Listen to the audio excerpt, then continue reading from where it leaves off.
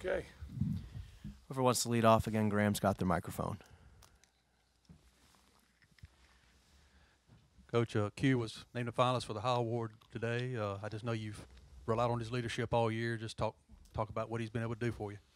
Well, I mean, he's had another great year, and he's really played good here the last 10 games of our season.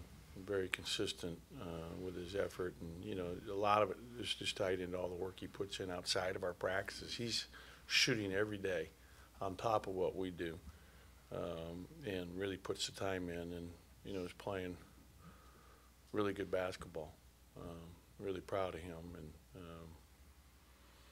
he's got a bright future. Coach, going back to the Auburn game and all the turnovers, how much of that was Auburn? How much of that was just mistakes by your team?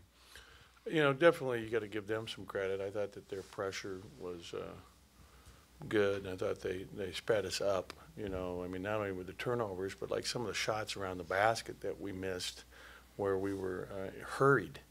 I mean, you were there. I mean, where we got hurried, and we're instead of just slowing down and finishing around the basket. So, definitely their defense had a factor in it for sure. Go to Joel here to coach's right. Obviously, a lot of talented players in the SEC, but Schofield and Williams, are there any two better players on one team in the SEC as those two? There's a lot of good players in this league, as you pointed out, and a lot of teams that have multiple really good players on our team, especially as you look at the top of the league. I mean, you got a number of teams that do, but those two guys have been consistent. They've been very good here the last 2 years, and they've got them in position to have a second SEC championship with 2 games left. So they're playing for a lot, and those guys are great winners and leaders and competitors and unbelievable bodies, and they're special, no question. When you look at Auburn versus Tennessee, just for me, I see Tennessee as more of a physical matchup, and Auburn likes to get up and down the floor a little bit more.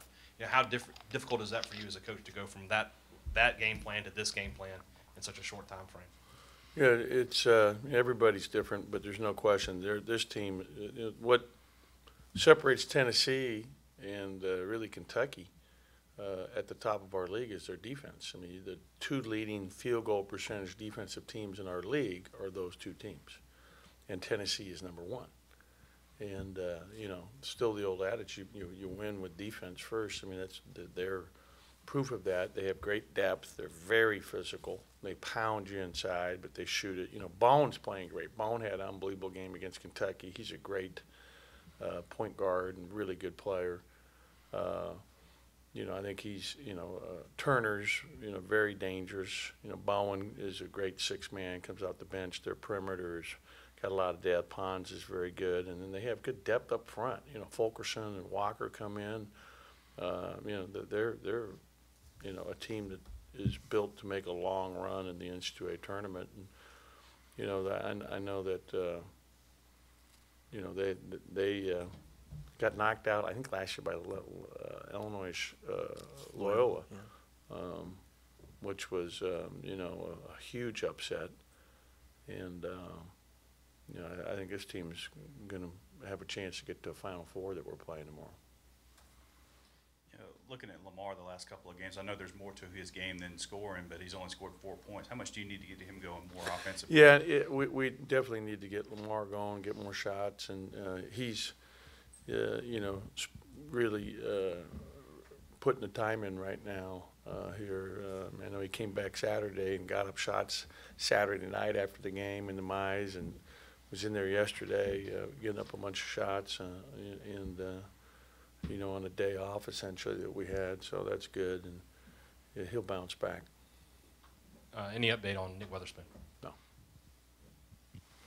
Anything else for Coach before we let him go? All right. Thank you, guys. Thank you. Okay, you bet.